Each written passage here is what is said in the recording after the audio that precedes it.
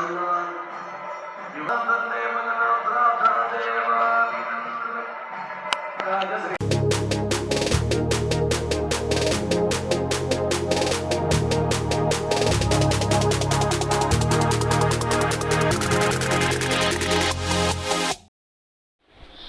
കൂട്ടുകാരെ, എല്ലാവർക്കും ഞങ്ങളുടെ അസിൽവ അനിൽ യൂട്യൂബ് ചാനലിലേക്ക് സ്വാഗതം.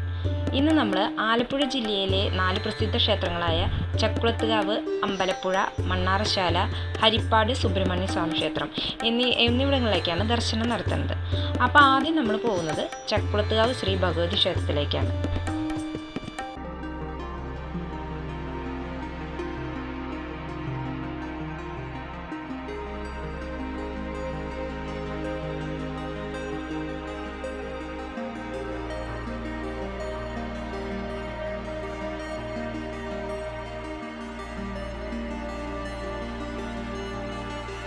നമ്മൾ നേരത്തോടു കൂടി തന്നെ പുറപ്പെടുകയാണെങ്കിൽ നമുക്ക് തിരക്കില്ലാതെ നല്ല സുഖദർശനം നടത്താൻ പറ്റും. ഇപ്പോഴാണെങ്കിൽ മണ്ഡലമാസം ആയ കാരണം തന്നെ അത്യാവശ്യം തിരക്കുണ്ടാവുമെന്ന് നമുക്ക് പ്രതീക്ഷിക്കാം. അതുകൊണ്ട് തന്നെ ഞങ്ങൾ പുലർച്ചെ ഒരു 3 മണിക്ക് തന്നെയാണ് പുറപ്പെട്ടിരിക്കുന്നത്. പിന്നെ ഒരു കാര്യം നമ്മൾ ശ്രദ്ധിക്കേണ്ടത്, നമ്മുടെ പരിസര പ്രദേശത്തുള്ള ക്ഷേത്രങ്ങളിലേക്ക് നമുക്ക് പോകുമ്പോൾ പ്രത്യേകിച്ച് വ്രതത്തിൻ്റെ ഒന്നും ഒരു ആവശ്യമില്ല. പക്ഷെ ദൂരെയുള്ള ക്ഷേത്രത്തിൽ, നമ്മുടെ വീടിന് പരിസര പ്രദേശത്ത് നിന്നും കുറച്ച് അധികം ദൂരെയുള്ള ക്ഷേത്രത്തിലേക്കൊക്കെ നമ്മൾ പോകുമ്പോൾ ഒരു 7 ദിവസത്തെ വ്രതമെങ്കിലും നമ്മൾ എടുക്കണം. മിനിമം 3 ദിവസമെങ്കിലും വ്രതം മസ്റ്റായിട്ട് നമ്മൾ എടുത്തിരിക്കണം. അങ്ങനെ പോകുമ്പോൾ നമുക്കതിൻ്റെ ഗുണം കുറച്ചും കൂടി കൂടുതലായിരിക്കും.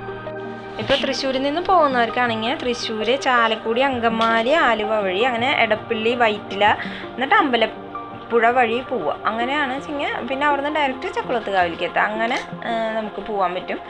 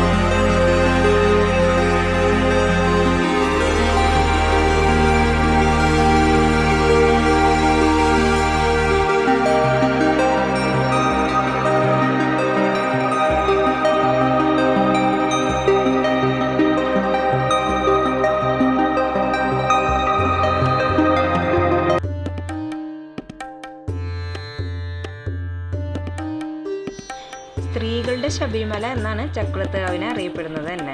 ആലപ്പുഴയിലെ തലവടി പഞ്ചായത്തിലെ നീരേറ്റുപുറത്താണ് ചക്കുളത്തുകാവ് ശ്രീ ഭഗവതി ക്ഷേത്രം സ്ഥിതി ചെയ്യുന്നത്. പിന്നെ നമ്മുടെ ചക്കുളങ്കാവ് ക്ഷേത്രം ആലപ്പുഴയുടെയും പത്തനംതിട്ടയുടെയും കോട്ടയം എന്നീ 3 ജില്ലകളുടെ അതിർത്തിയിലാണ് കേട്ടോ ഉള്ളത്. പിന്നെ പമ്പ നദിയിലെയും മണിമലയാറിൻ്റെയും സംഗമസ്ഥാനത്താണ് ഈ ക്ഷേത്രം സ്ഥിതി ചെയ്യുന്നത്.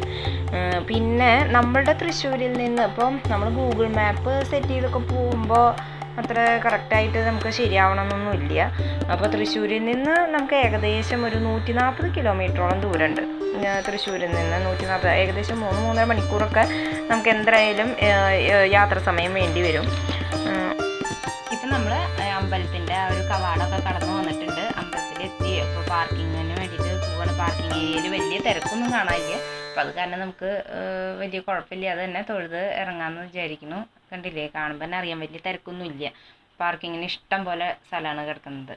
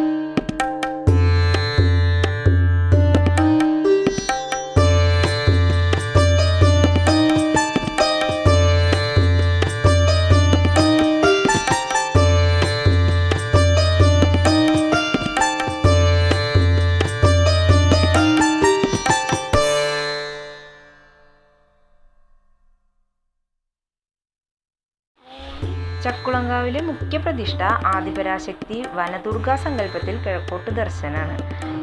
പിന്നെ ഇവിടെ ക്ഷേത്രത്തിലെ പ്രധാന വിശേഷം എന്ന് പറയുന്നത് വൃശ്ചിക മാസത്തിലെ തൃക്കാർത്തിക ദിവസത്തിലുള്ള പൊങ്കാലയാണ് കേട്ടോ. പിന്നെ ധനുമാസം 1 മുതൽ 12 ദിവസം വരെ നോയമ്പെടുത്തിട്ട് മാലയൊക്കെ ഇട്ടിട്ട് പോകുന്നവരുണ്ട്. നല്ല വ്രതം അത് അങ്ങനെ സ്വീകരിച്ച് പോകുന്നവരുണ്ട്. നല്ലതാണ്. അതാണ് അവിടുത്തെ പ്രധാനം.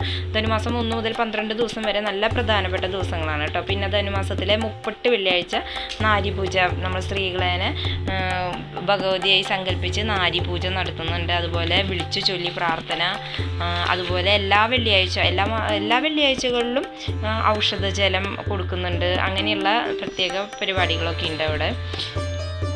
പിന്നെ നമ്മൾ ഈ ക്ഷേത്രത്തിൽ ഗണപതി, ശിവൻ, സുബ്രഹ്മണ്യൻ, ഹനുമാൻ, വിഷ്ണു, ശാസ്താവ്, നവഗ്രഹങ്ങൾ, യക്ഷിയമ്മ എന്നീ ഉപദേവതകളെയും കാണാൻ പറ്റി. ഹനുമാൻ്റെ പ്രതിഷ്ഠ എന്നൊക്കെ പറഞ്ഞാൽ വലിയ പ്രതിഷ്ഠയായിരുന്നു.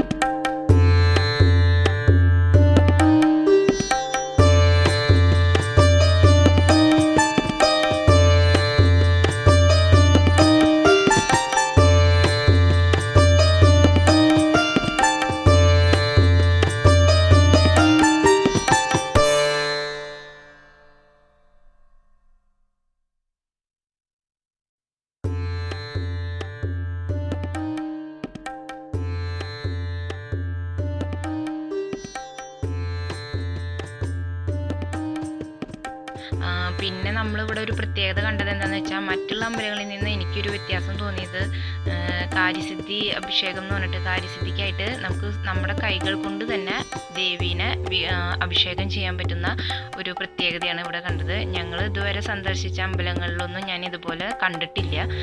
വേറെ എവിടെയെങ്കിലും ഉണ്ടോയെന്ന് എനിക്കറിയില്ല കേട്ടോ. ഞങ്ങൾ പോയോടത്തൊന്നും ഇങ്ങനെ ഒന്നും കണ്ടിട്ടില്ല. അപ്പം അങ്ങനെ ഒരു പ്രത്യേകത ഇവിടെ ചെന്നപ്പോൾ കാണാൻ പറ്റി.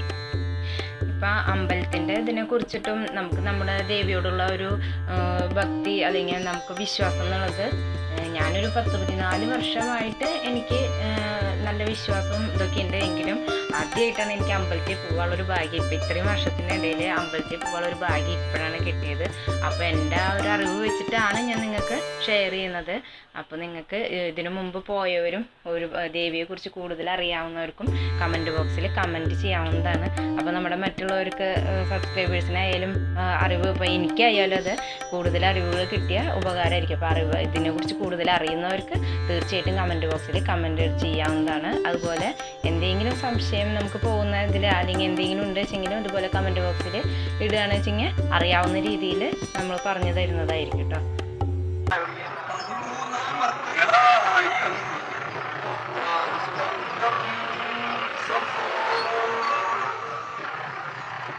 ഇനി നമ്മൾ ഇവിടുന്ന് പോകുന്നത് അമ്പലപ്പുഴയ്ക്കാണ്. അപ്പോൾ ചക്കുളത്തുകാവ് ക്ഷേത്രത്തിനെ കുറിച്ച് ഇത്രയൊക്കെയാണ് നമുക്ക് പറയാനുള്ളത്. അടുത്ത് നമുക്ക് അമ്പലപ്പുഴ ശ്രീകൃഷ്ണ ക്ഷേത്രത്തിൻ്റെ വിശേഷങ്ങളുമായി അടുത്ത വീഡിയോയിൽ കാണാം.